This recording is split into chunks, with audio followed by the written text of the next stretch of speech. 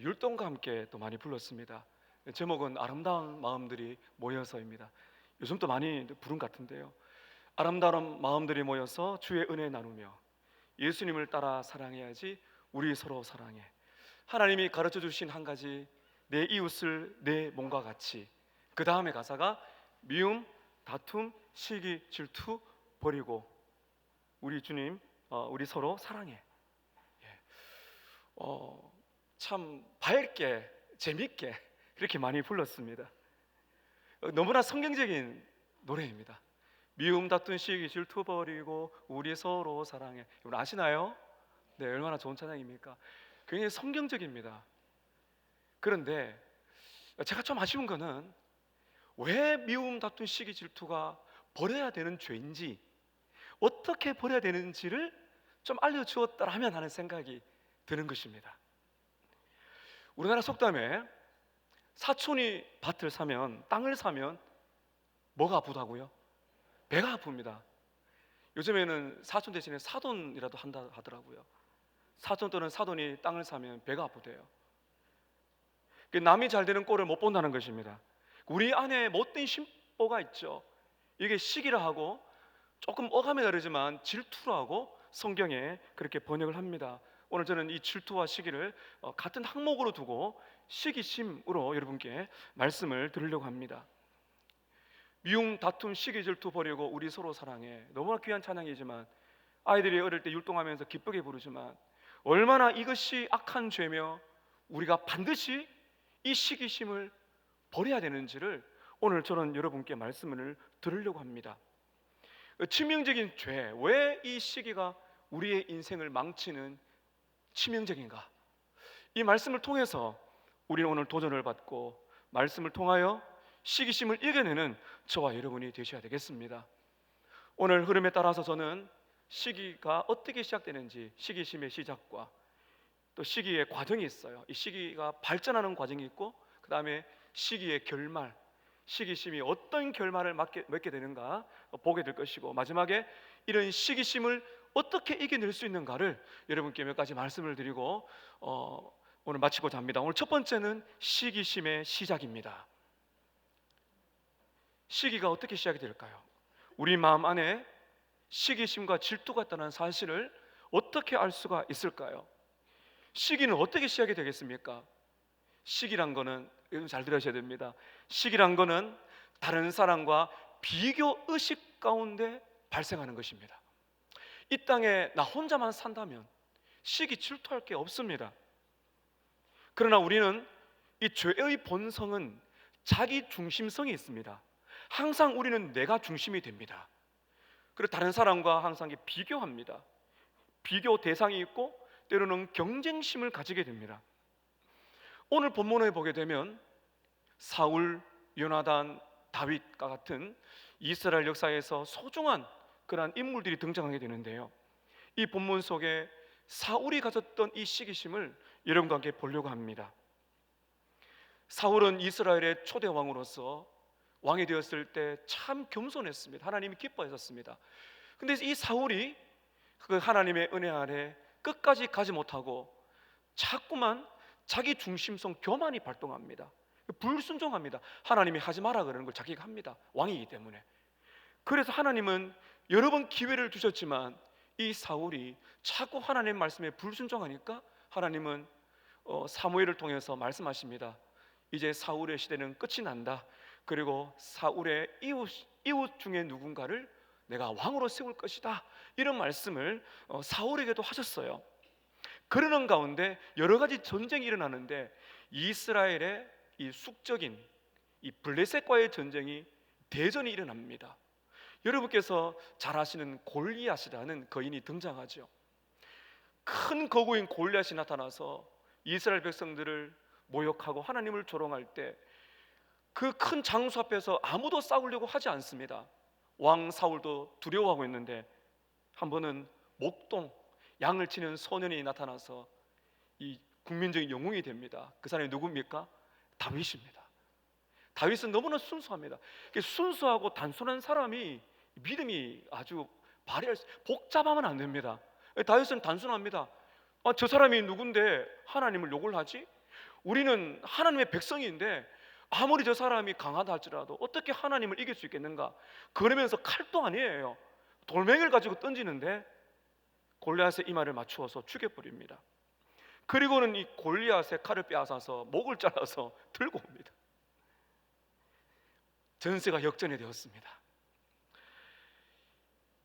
이 다윗은 하나님의 영광을 위한 열심과 순수한 믿음으로 국민적 영웅이 됩니다. 사울 왕과 다윗과 백성들은 개선군처럼 돌아옵니다.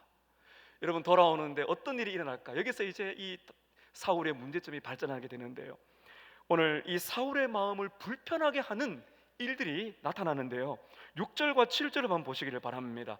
6절에 무리가 돌아올 때라는 말은 이제 골리앗을 죽이고 블레셋을 이겨서 돌아오는 이 개선군의 모습이죠. 곧 다윗이 블레셋 사람을 죽이고 돌아올 때에 여인들이 이스라엘 모든 성읍에서 나와서 노래하며 춤추며 소거와 경쇠를 가지고 왕 사울을 환영하더라. 이 당시에는 전쟁터에서 돌아올 때 여인들이 나와서 악기를 연주하면서 춤추며 노래를 불렀다고 합니다. 그런데 노래의 이 가사가 이 사울의 마음을 불편하게 만드는데요, 7절 보십시오. 여인들이 뛰놀며 노래하며 이르되 사울이 죽인 자는 천천히요 다윗은 만만이로다. 이 말은 이런 뜻입니다. 사울은 수천 명을 죽였는데 다윗은 수만 명을 죽였네, 이런 노래를 한 거예요. 그 말을 듣고 있던 많은 사람들은 다 흘려보냈는데 딱 한 사람이 불쾌합니다. 8절을 보십시오. 사울이 그 말에 불쾌하여 심히 노하여 이르되 다윗에게는 만만을 돌리고 내게는 천천만 돌리니 그가 얻을 것이 나라 말고 무엇이 있겠는가? 사울이 지금 마음이 불쾌합니다. 왜냐하면은 자기보다 지금 누구에게 사람들이 이목이 집중되고 있는 거예요? 다윗입니다. 근데 사실은 이 여인들이 사울은 수천 명을 죽였고 다윗은 수만 명을 죽였다 했을 때 이 사울은 이제 끝났고 다윗을 왕으로 세운다는 그런 의도가 아닙니다. 학자들의 연구에 의하면 히브리어의 문법에 의하면요, 이렇게 일행과 이행이 평행법이래요. 다시 말하면 사울은 수천 명을 죽였고 다윗은 수만 명을 죽였다, 이 말이 사울과 이 다윗을 대조해서 뭐 비유의 우열을 가린다는 것이 아니고요, 사울과 다윗이 합력하여서 블레셋을 대파했다, 우리가 이겼다, 이런 의미로서 이렇게 했답니다. 이 여인들이 다윗을 높이려고 하는 의도는 아니었다고 분명히 볼 수는 있죠. 사실은 사울이 수천 명을 죽인 것도 아니고 다윗이 수만 명을 죽인 것도 아니에요. 그래서 이렇게 첫 행과 둘째 행을 합하면 딱 한 메시지입니다. 블레셋을 대파했다, 우리가 이겼다, 이 말을 하고 싶은데 이제 이 문제는 사울의 마음입니다. 근데 제가 가만히 생각해 보니까 히브리어 문부터 이해가 되긴 한데, 그런데 얘를 이렇게 할 수는 있잖아요. 다윗이 죽인 자는 천천히요 사울이 죽인 자는 만만해, 이러면 문제가 없어요. 근데 왜 이렇게 했을까? 제가 생각했을 때는 여인들의 마음속에도 갑자기 등장한 이 다윗의 이 전공이 너무너무나 뛰어났던 거죠. 그래서 의도는 아니었지만 어찌했든지 다윗이 높여지는 그러한 뉘앙스는 분명한 것 같습니다. 사울의 마음이 불편합니다. 백성들의 마음이 자기가 아닌 사울에게 집중되는 걸 봅니다. 문제가 무엇인가 하면은 가난한 시골 소년, 촌뜨기, 양을 치는 이 소년이 왕인 자기와 비교가 되는 겁니다. 이걸 견딜 수가 없는 거죠. 좀 멋진 장군하고 비교하면 좀 마음이 덜할지 몰라도, 아니 듣도 보도 못한 소년이 나와서 이겼다고. 자신이 백성의 중심이 돼야 되는데 이 중심의 무게추가 다윗에게로 가는 것을 견뎌하지 못. 그래서 이 사울이 미래를 걱정하지 않습니까?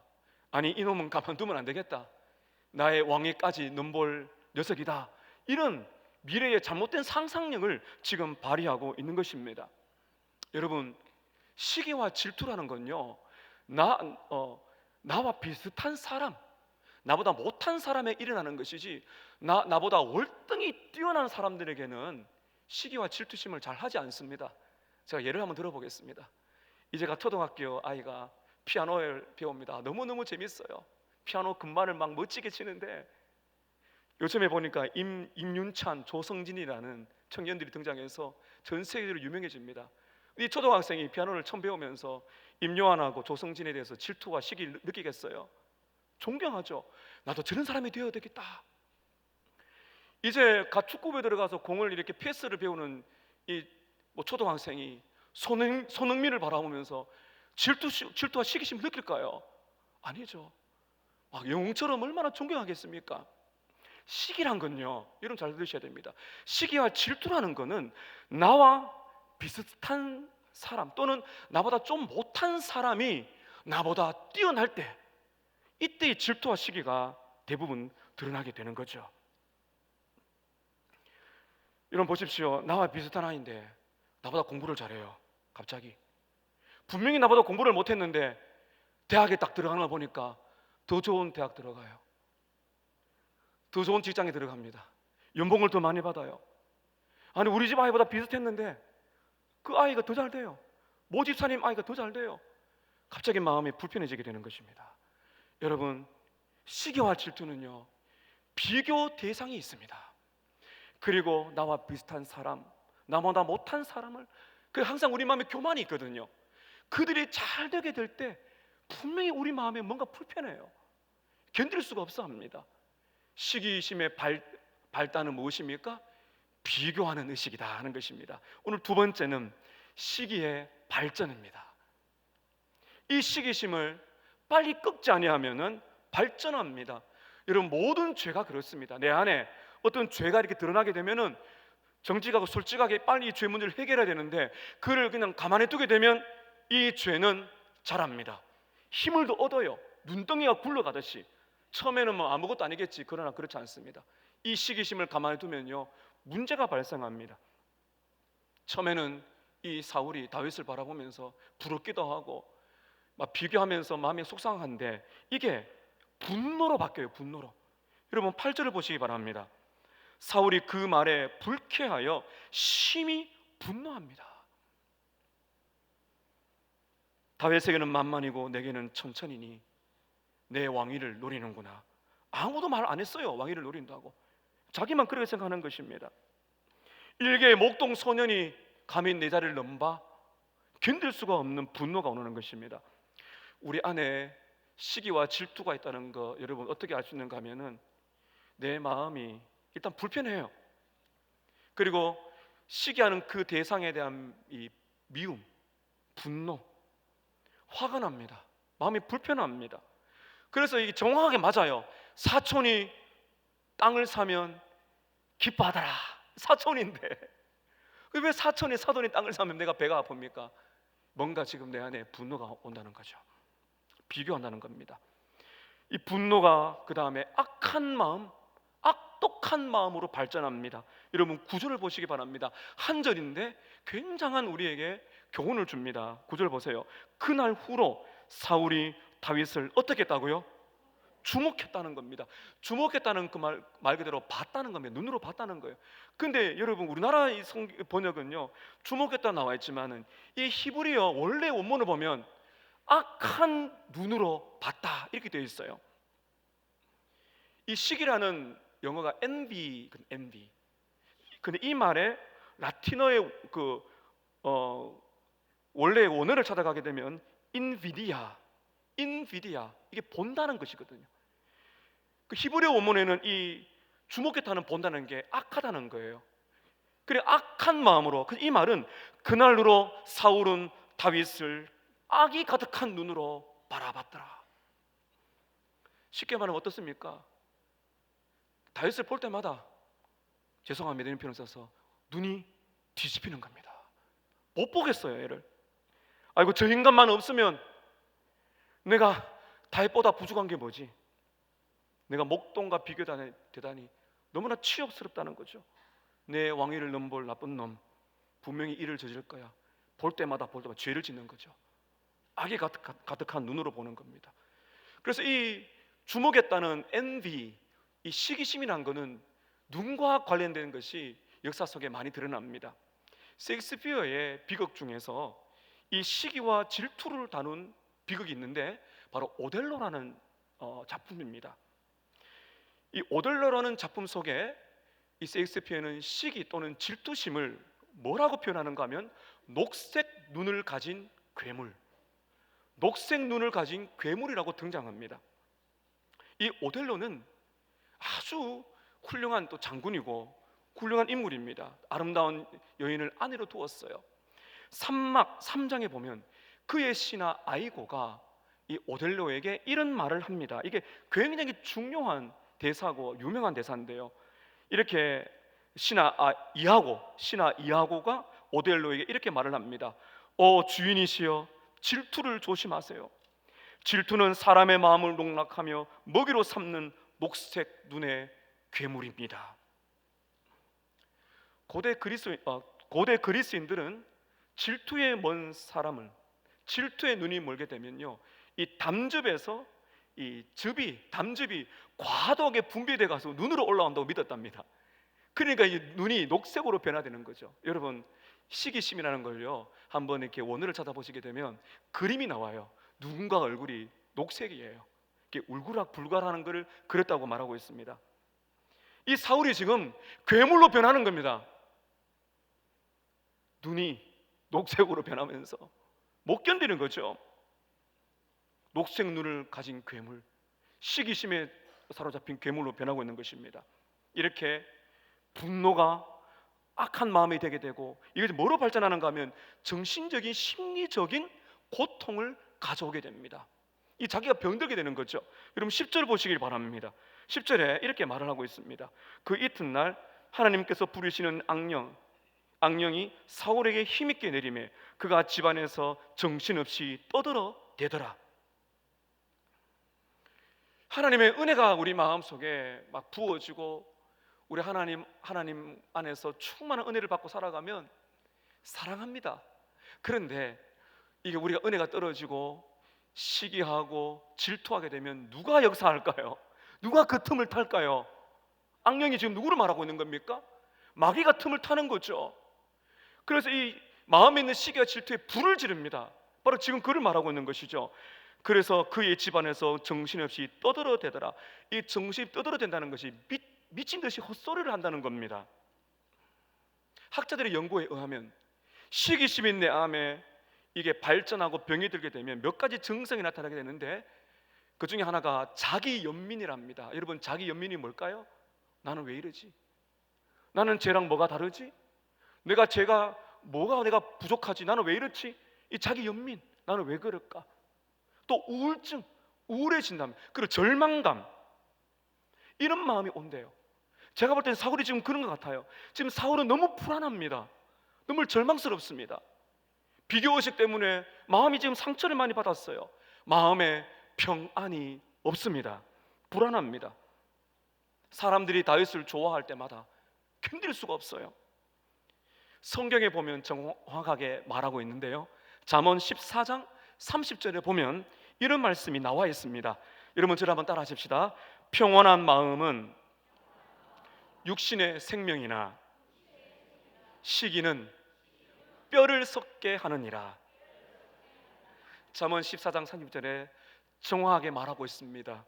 마음의 평온한 마음은 육신의 생명, 우리의 막 생명력을, 활력을 주지만 평온한 마음 말이죠, 반대로 시기 질투는 내 뼈를 썩게 만들고 불안하게 만들고 고통스럽게 만들고 절망스럽게 만들고 분노하게 만들고 우울감에 만들고 자기 연민에 빠지게 한다. 이렇게 시기가 발전이 되는 거예요. 오늘 세 번째는 시기의 결말입니다. 시기 질투하는 이 마음을 계속 이렇게 내버려 두게 되면 이게 어떻게 되는가 하면요, 파멸에 이릅니다. 이 모든 죄가 그렇습니다. 이 죄는 광기가 있어요. 여러분 한번 돌아보세요.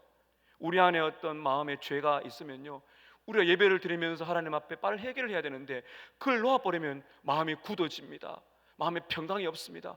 결국 그 죄는 그 사람을 파멸시킵니다. 사울은 다윗을 미워합니다. 비교의식 때문에 그를 시기하고 질투합니다. 거기서 끝나지 않습니다.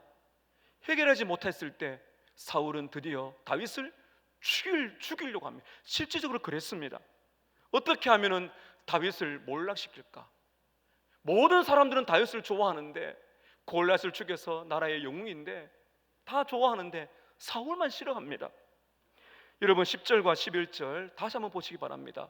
이 사울이 이 시기 질투심을 내버려두었을 때 결국 어떻게 되는지 한번 보십시오. 10절에 그 이튿날 하나님께서 부르시는 악령이 사울에게 힘있게 내림에 그가 집안에서 정신없이 떠들어대므로 다윗이 평일과 같이 손으로 수금을 타는데 그때 사울의 손에 무엇이 있습니까? 창이 있습니다. 지금 여러분 잘 보시기 바랍니다. 지금 사울이 왕좌에 있어요. 다윗은 옆에서 수금을 탑니다. 이거는 여기만 있는 것이 아니라 이미 이전에 이런 일이 있었어요. 사울은 다윗을 이미 알고 있습니다. 초면이 아니에요.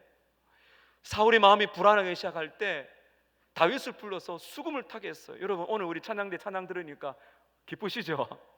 마음에 감사가 넘치시죠? 음악은 사람의 마음을 밝게 만듭니다. 특별히 찬양은 우리의 마음 속에 은혜를 주고 따뜻한 마음에 하나님을 바라보게 만들죠. 지금 다윗이 평일과 같이란 말은요 늘상 그렇게 했다는 거예요.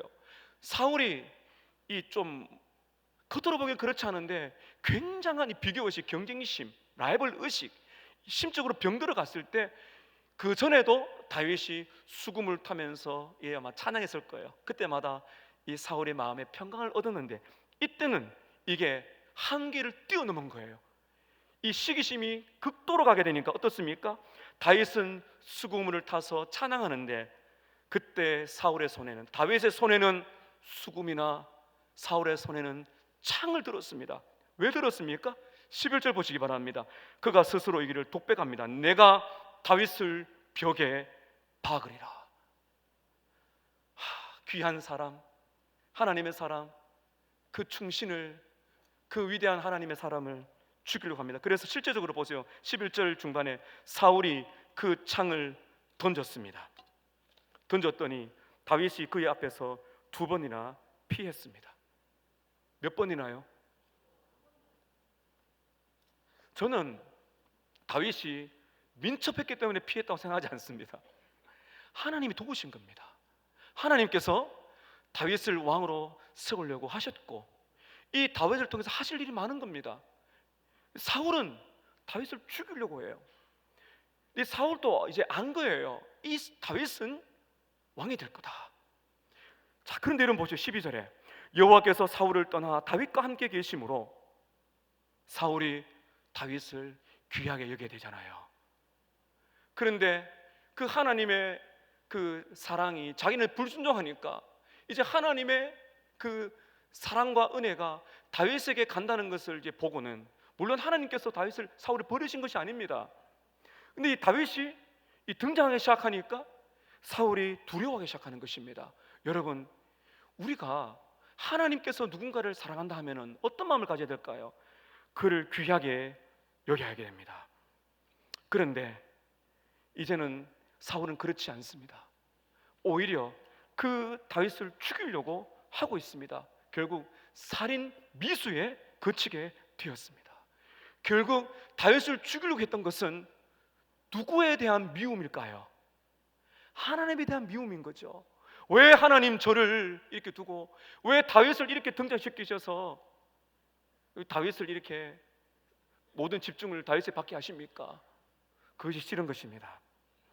다윗에게 복을 주시는 하나님을 미워하기 시작하는 것입니다.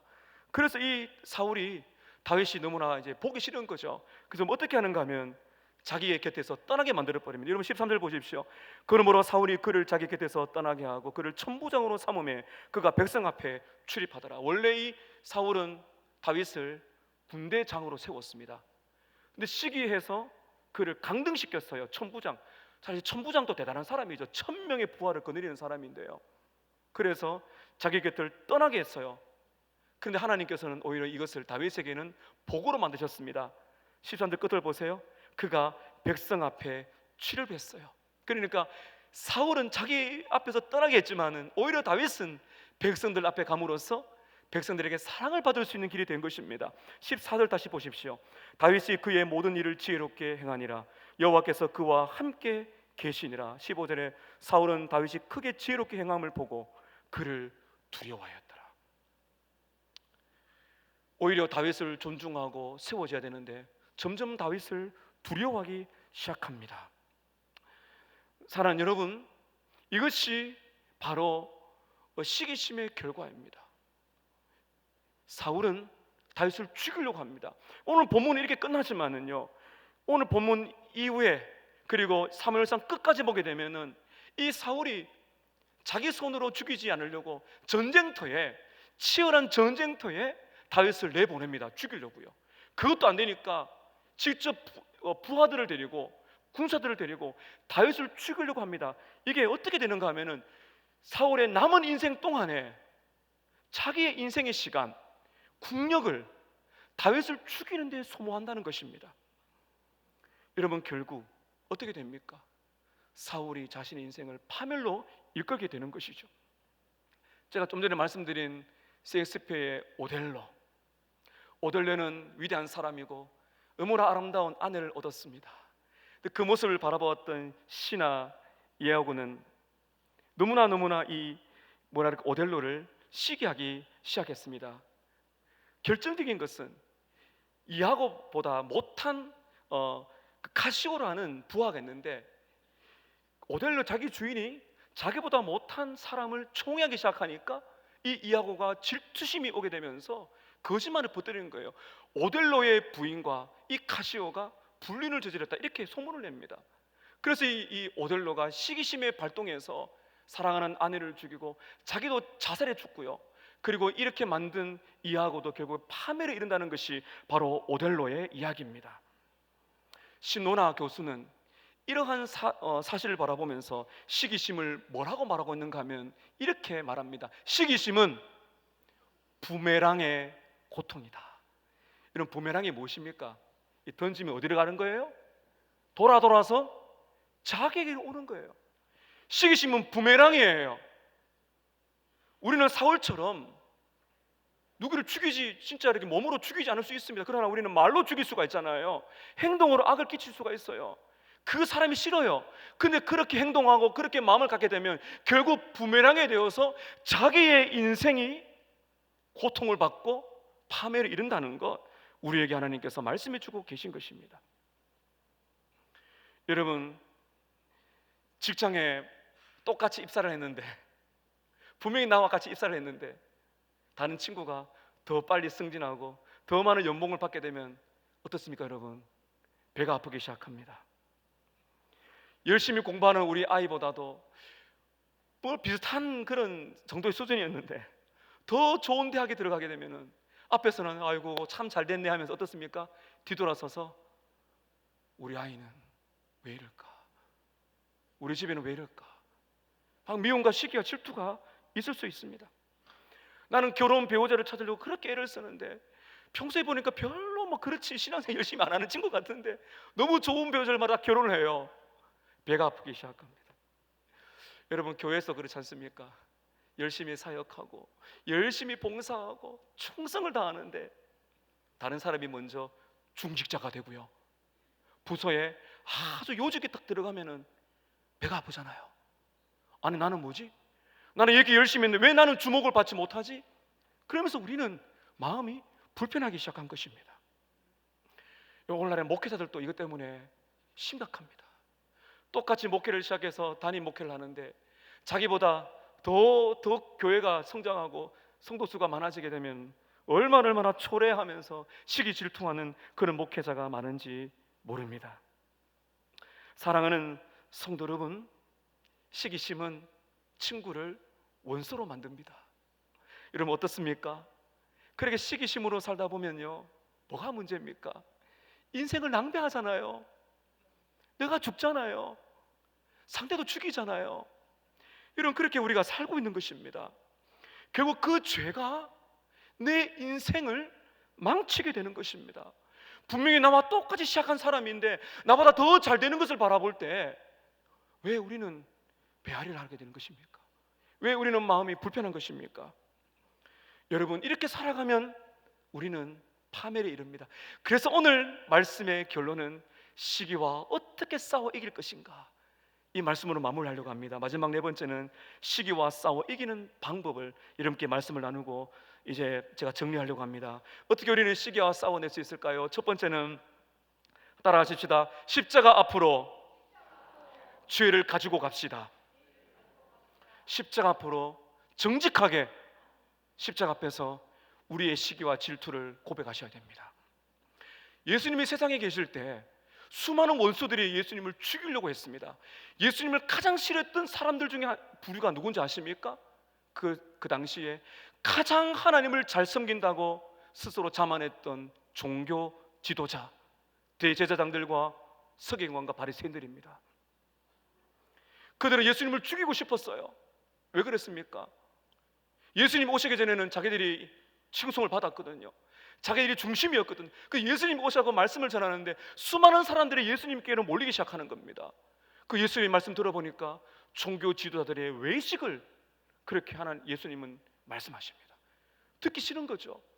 그래서 예수님을 죽이고 싶은데 그들의 법으로 예수님을 죽일 수가 없어서 총독에게, 빌라도에게 예수님을 데리고 와서 온갖 거짓말로 예수님을 죽이려고 합니다. 빌라도는 예수님을 만났습니다. 대화를 해보니까 죽일 만한 죄가 없어요. 마태복음 27장 18절에 보면 빌라도가 이렇게 알았다고 말합니다. 빌라도가 그들의 시기로 예수님을 넘겨준 줄을 알았더라. 빌라도가 알았습니다.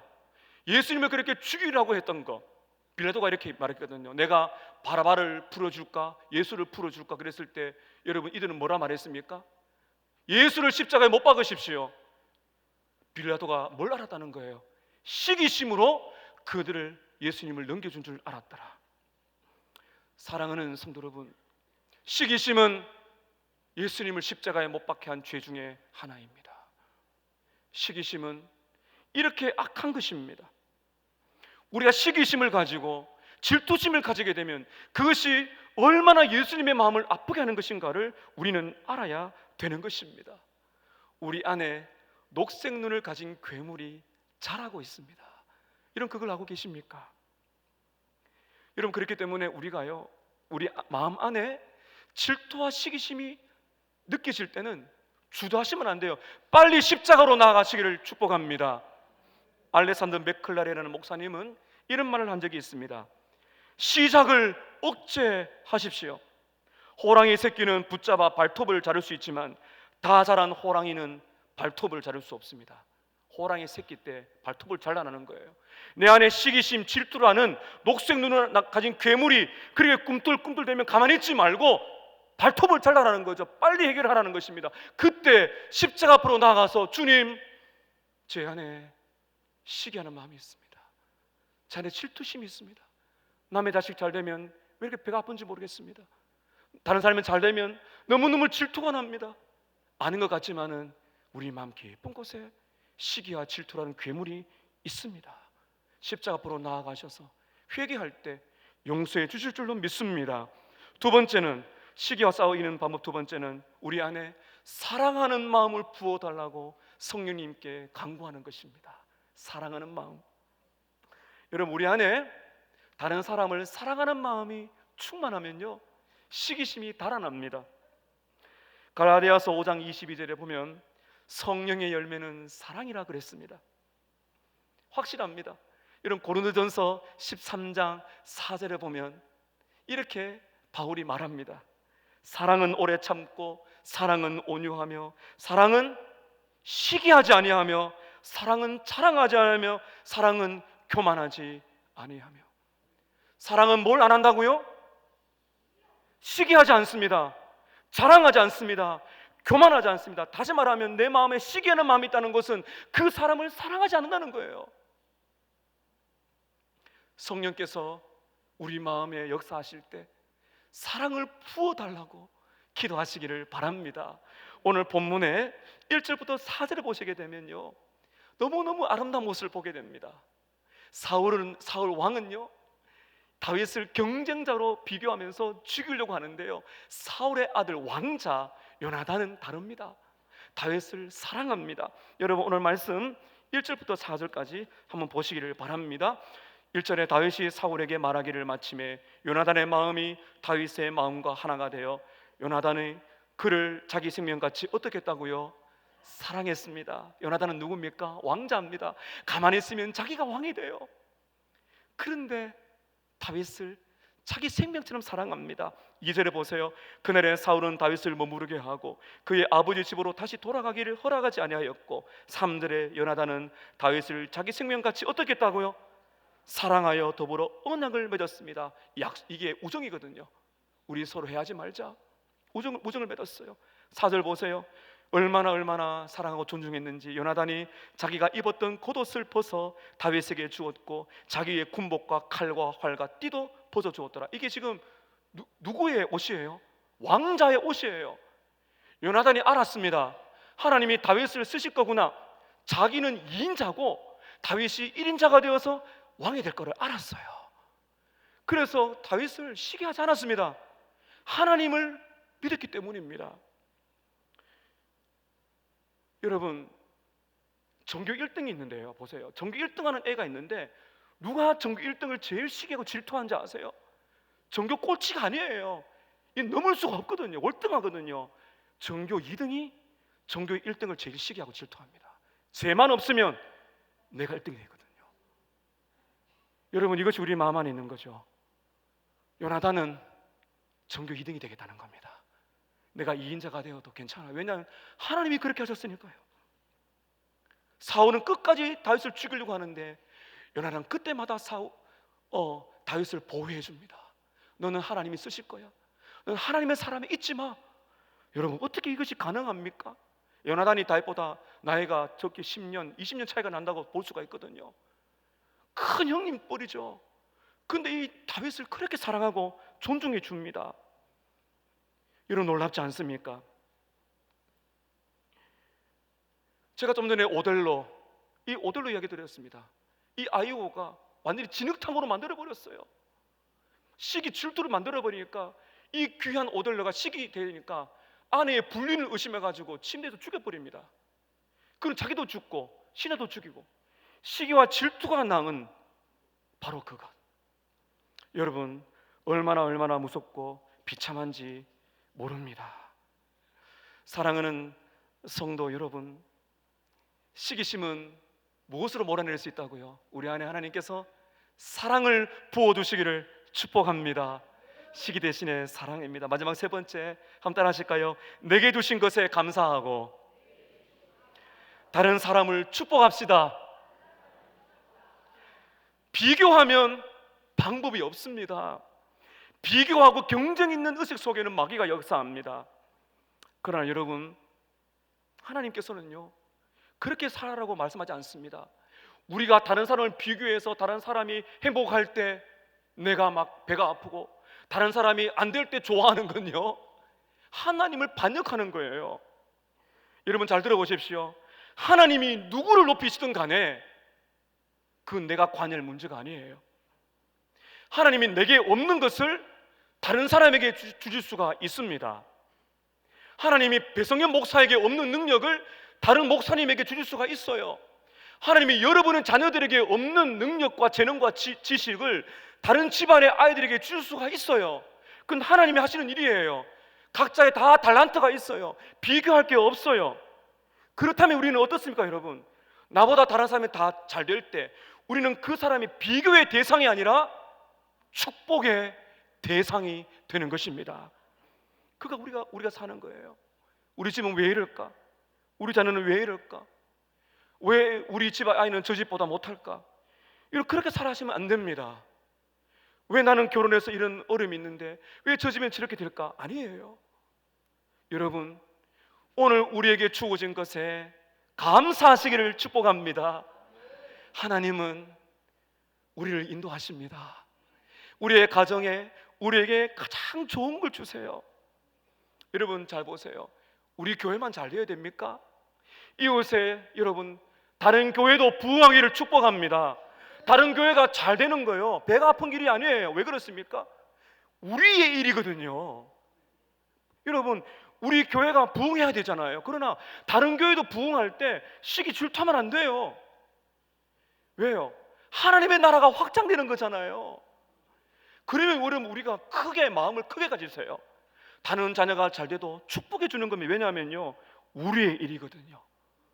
내 자식만 중요하지 않잖아요. 내 교회 아니에요. 우리의 일. 그렇게 생각할 때 하나님께서 누군가를 높이신다면 내 일처럼, 하나님께서 다른 집의 아이를 높이신다면 내 자녀처럼 기뻐하는 거. 다른 집의 자녀가 참 어렵게 살아갈 때 내 자녀인 것처럼 아껴주고 축복해주는 마음. 사랑하는 여러분, 하나님께서 우리의 모든 생애를 주관하시는 줄로 믿습니다. 누구를 높이시든 간에, 누구에게 어떤 것을 주시든 간에 비교하지 마세요. 그 우리의 일이 아니에요. 여러분, 하나님이 어떤 걸 주시든 간에 먼저 우리에게 주어진 것에 감사하시기를 바랍니다. 다른 사람, 다른 가족, 다른 교회 하나님이 복을 주신다면 그들을 축복하시기를 바랍니다. 그럴 때 하나님은 영광을 받으시고 우리 안에 있는 시기심은 박살이 나고 평강과 감사와 기쁨만이 우리 안에 있는 줄로 믿습니다. 그렇게 살아가시는 저와 여러분 되시기를 주님의 이름으로 축복합니다. 기도하겠습니다.